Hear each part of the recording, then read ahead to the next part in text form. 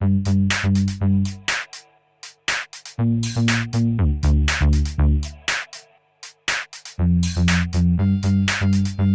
days off from competition, the Ripco Pro Surge was back on at the primary spot, middles, in clean 3 to 4 foot waves.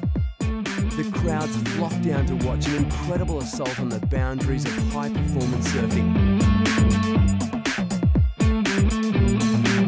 Australian Taj Burrow opened up the day's proceedings with a hard-fought win over ASP Tour rookie Dusty Payne.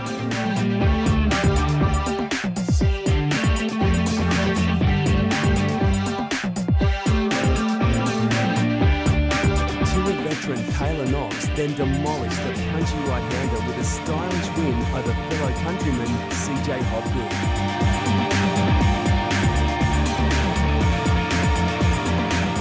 Then, in possibly one of the best matchups of the contest, Dane Reynolds went tit-for-tat in a progressive surfing battle with Tour rookie Matt Wilkinson. Despite pulling off this incredible backhand rodeo flip, it was Reynolds who moved on into round 4. The only surfer to receive more crowd support than the 9-times world champion Kelly Slater was local hero Dylan Graves, who ironically took on the champ in his round 3 matchup. Despite a huge effort, Graves couldn't clutch the win, but the crowd didn't care. Slater edged one step closer to clinching his 10th world title, putting the pressure back on Geordie Smith. Any less of a competitor may have crumpled under the pressure, but Smith had everything under control surfing against Gabe Kling, halting any world title celebrations for the day.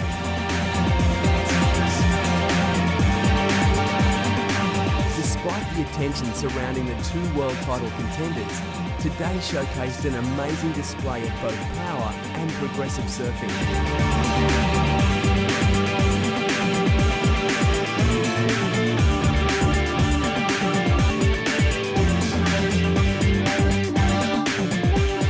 ASP Tour rookie and current world number 7, Owen Wright, put in a stellar performance dusting a fellow rookie Brett Simpson, scoring the highest heat score of the round, a 17.50 out of a possible 20. Other winners from round 3 included Chris Davidson, who received a walkthrough over Fred Botascia, who had flown back to Hawaii to be with the Irons family, B. Durbridge from Australia, Tahitian surfer Michelle Perez, and 2-time world champion Mick Fanning. We've had a few days off and now we're gearing up for another weekend. There's a couple of big concerts this weekend through Cause, some big reggae bands playing. Let me take you on a trip. Let me take you on a ride. We worked out with Rico, with Coors, so we're basically in charge of the entertainment. And tonight we're going to have the most popular reggae band in Latin America, Cultura Profética. As you can see, I mean, it's been raining and it's already packed. Hi, how are you? My name is Rico here in Isabela, Puerto Rico, in the beach that's called Middles. Yeah, it's a really thing that people did not recognize Puerto Rico as the main destination for surfing. Past couple of days, I mean, it was so sick. I'm sure like people now is gonna put like Puerto Rico on the map of real like surf destination. Come on to Puerto Rico and feel the vibe.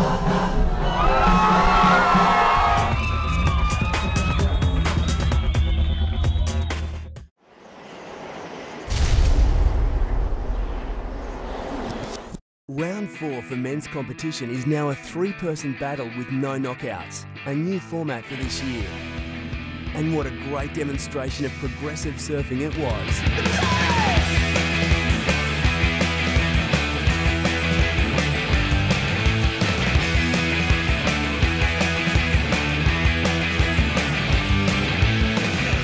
Round 4 is when we get 12 guys left in the event. Most of the heats are man-on-man, but they revert to 4 3-man heats in that round. And I guess no one loses. The winner goes straight to the quarterfinals. Second and third go surf against each other again. But what's transpired, it ends up being like an espresso session. I think because the guys can't lose, they seem like they go for it a lot more in that round. The level of surfing is definitely improving, and I think it's taking surfing to that next level.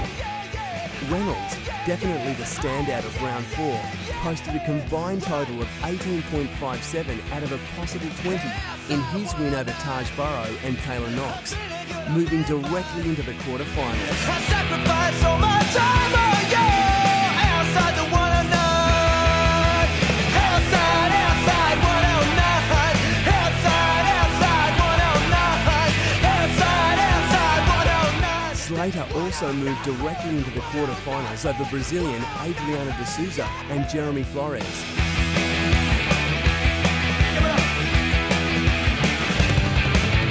It wasn't meant to be like this, she said as she looked, it wasn't supposed to be like this, no.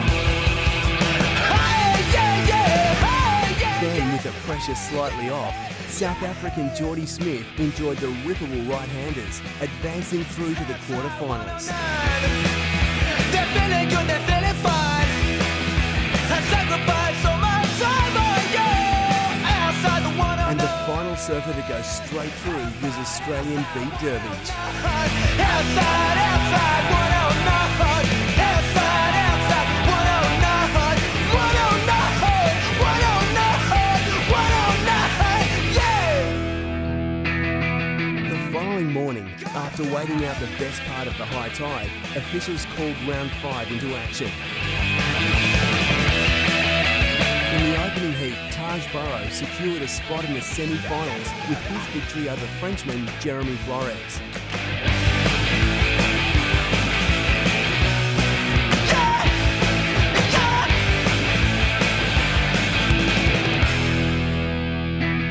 Following a great run in the event, Taylor Knox was ousted by Brazilian Adriana de Souza.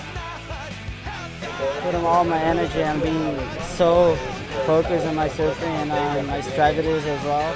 I'm really happy to make through this heat. For me, it's so much important to building my confidence. Owen Wright had his hopes for a Rip Curl Search victory crushed by Tahitian Michelle Perez. And in the final heat of the round, B. Dervish snuck through into the quarterfinals where he would face Michelle Perez. There was real buzz in the air for the start of the men's quarterfinals. If Kelly Slater won his heat, he would clinch that unimaginable 10th ASP World title. I can't explain. Slater closely watched conditions as Taj Burrow and Dane Reynolds took to the water for their much-anticipated quarter-final battle. Burrow, in sensational form, opened up with a 10 on his very first wave. I can't explain. I got this fever. I got this fever running through my brain. I can't explain. You know you won't stop me. You won't even try. I was pretty happy when they read out the 10. I basically just had to ride the wave. I slid into the barrel. It was really nice and clean. And yeah, I just had to finish it. So it felt pretty good. Then the moment everyone was waiting for. The moment Kelly could win his 10th ASP World title. The only person standing between him and the crown was Brazilian Adriana de Souza. At such a defining moment in history, Slater surfed exactly how you would expect the world's best to surf, with mastery, precision and flair. I got this feeling shaking down my He scored a heat total of 18.87 out of a possible 20, along with a perfect 10, to clinch his unprecedented 10th ASP World title victory in front of family, friends and tens of thousands of ecstatic Puerto Rican fans. I know it just happened, you know.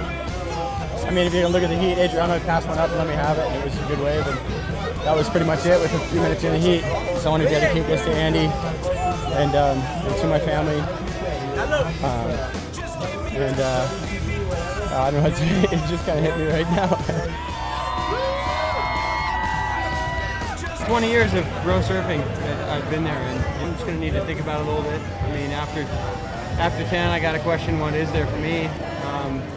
You know, and if the idea of 11 becomes appealing, then I'll get focused on that. If not, then you know, I'll get focused on the rest of my life. You know, just to win one world title, it takes a certain headspace, but to keep reinventing yourself, to keep coming back, you know, I think this one was for him.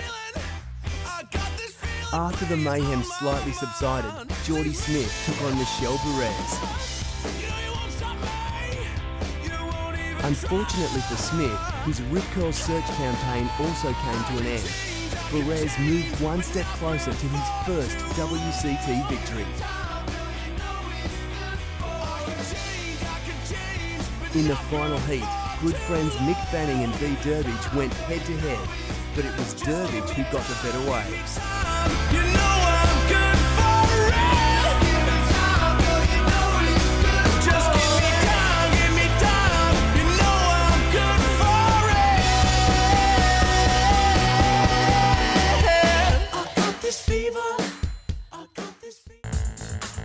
And the action doesn't stop here. Up next, we crown the Rip Curl Pro Search champion.